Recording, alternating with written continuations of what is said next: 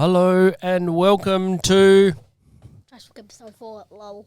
Trash Talk episode 4. It's Sam here with Me, Vlad. Vlad, and it's been a while, hasn't it, Vlad? Yeah, true. It's due to COVID and that stuff. Yes, we've had a lot of things on our plate, haven't we? But we're here today to talk about a few things to do with Trash Talk and a couple of big ticket items to discuss. So, what are the items on today's agenda, Vlad? Oh, stuff like the invasive bird that happened Yes. and the bin shift bins. Okay, so should we start with the invasive species? Oh, I have something to say. Yes. On the minor note, they go on the bins on week 10, if you don't know. Right. Okay. So we have spotted an invasive species, a bird, here at Bambi 6. Yes, we have. And can you remember what it's called, Vlad? No. It's called an Alexandrine Parrot. Yes. And it's not a native species. It's African. Yes. And why? What makes it invasive, Vlad? It's from a different area, not our area. And it could take over the area, killing the native wildlife. It can, and we don't want that to happen, do we? No, we don't. No, thank you. Also, on the minor note, Rebecca found the nest of the noisy miners. Yes, there are a lot of noisy miners here at school, but they're a part of, I suppose, a part of our ecosystem here. True. They're a non-invasive bird. They're one of the ones we were trying to save from that invasive bird. Yeah. So we spotted the Alexandrine Parrot, and we rang up a special hotline, and we told them about our sighting. We actually sent some photos through as well. Yeah, we actually did. Yeah, and they came out to check out. People from Green Adelaide came and checked out. If you're there on Thursday in the bird watching club, you would have seen it. Yes, well, we have our bird watching club here we go out with our binoculars and our special sheet with all of the different species that we see around here.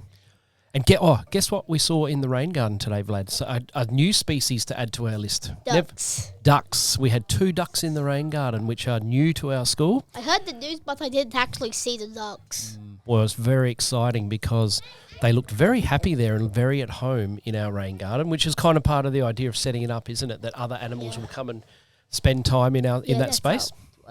Hey, Sam, how did the ducks get there in the first place? Well, I think they might have just flown in. They've probably seen the water, and they probably feel safe in there, that it's a good spot. There's maybe some food in there. Yeah, it's called it in. Yeah, well, with the fence, so maybe they kind of had it all to themselves. But when they went into the water, they were definitely kind of finding food and maybe some little insects or bugs, which is good.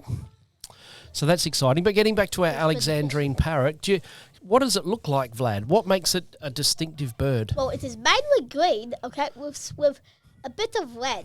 The beak's red and a bit of its feathers are red, but it's mostly just green. Yeah, and I think it's slightly bigger than some of the other rainbow lorikeets and musk lorikeets, and even the eastern rosellas that we have here at school every now and then. Yeah, it's bigger than mostly all of them. It was like the biggest bird in the pack. Yeah.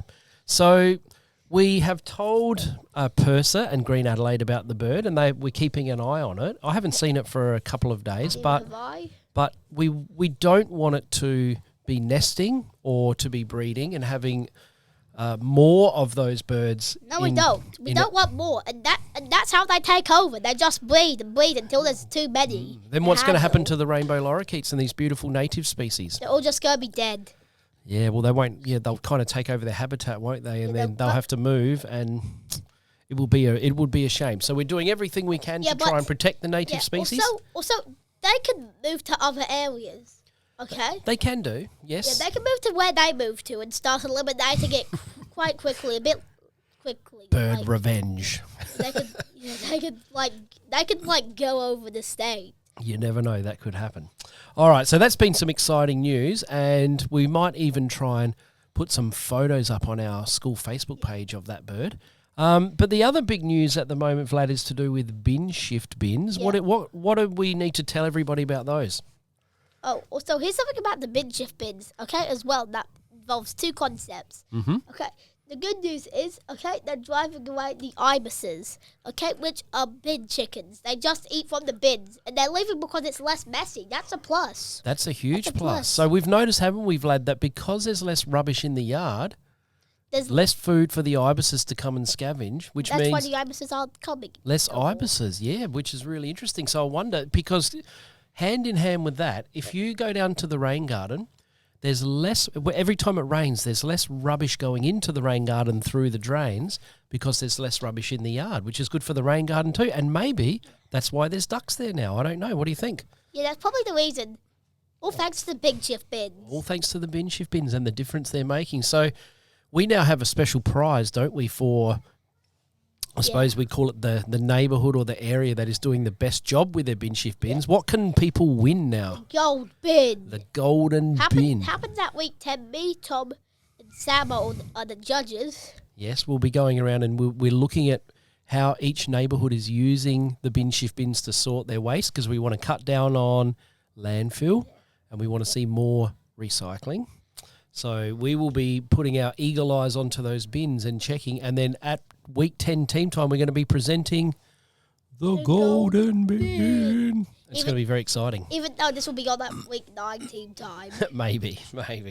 Yeah, so that's another big thing with the bin shift bins. But as like you made that really good connection there, Vlad, they are making a difference, and that's really exciting. Yeah, so is there any other news or anything else we need to share, Vlad, about what's been going on around the place? Well, yes, there are some other minor notes. Yes? Okay, as in, well, the golden bin, okay? Yeah, the golden bin, okay, is kind of a manufacturer. Also, it only lasts for a week. The tournament happens every week. Yes, so we'll be presenting it each team time, so that if you win it one week, then someone else could win it the following time. Or also, you can defend your championship. You could defend your championship, and you never know. Some areas might win it again and again if they keep being the best at sorting their waste. Like the hub in the Aboriginal studio could actually do something. Yes. Well, also, I think Yellow 3's kind of good too. Yeah. Yellow 3, Yellow 1, 2 and 3 down in Yellow East, they are improving a lot. Probably still got a little bit of work to do, but I would say the front runners at the moment would be Tom and Steph in the kitchen. Yeah.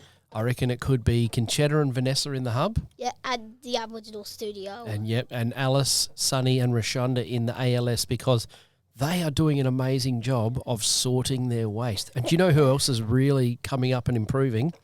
Reconnect. They're doing a great job. Yeah, they're coming back. It's probably because I may have told them, okay, that your area could win, okay, if you just cleaned up a little bit more. Mm-hmm. And I think because the area matters. One person can't carry a team. It depends on the whole area. That's why it's such an important award, I think, the Golden Bin. Yeah. So if an area wins it, they get to display the Golden Bin for the 2 weeks. They get a special certificate, and they also get a mascot that they can look after for the whole time that they have the Golden Bin. And at this stage, it's going to be a giant bear, the bin shift bear. Yeah. And it will have a awesome Bambi sustainability T-shirt on it. Yeah. And that will be in your area as well that you can look after, which will be pretty cool. And I think people are going to want to...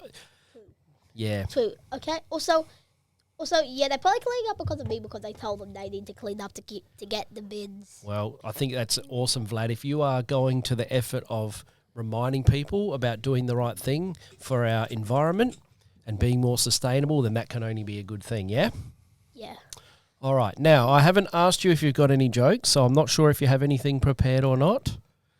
Any jokes today? I have one thing before that. Okay. Yep. One of the people in the Aboriginal studios, okay, one that cuts the fruit, okay, said, will they take bribery? And I just said no. No bribes, no. You've got to. The only way you're going to win the Golden Bin is by doing the right thing with the bin shift bins. Although, if they had some leftover bits of their fruit, what bin would that go in, Vlad? Compost. The green bin, yes.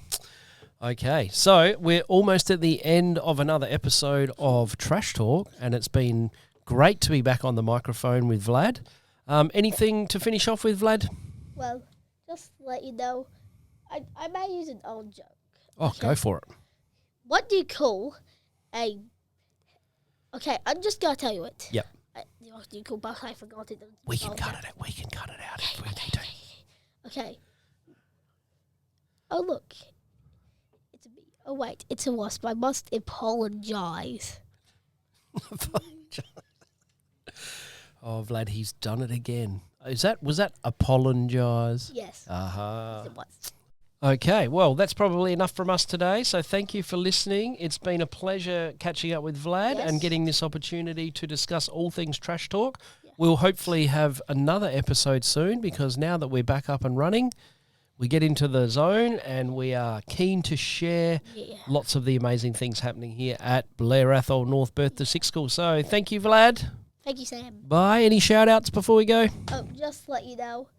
Well, just to let you know, shout out for Rebecca for finding the nest of the noisy miners. Yes, well done. Yes, and I'm just going to say a quick shout-out to my mum and dad. Hey, Mum. Hey, Dad. Okay, that's bye for now. Bye. Thanks for watching. Bye.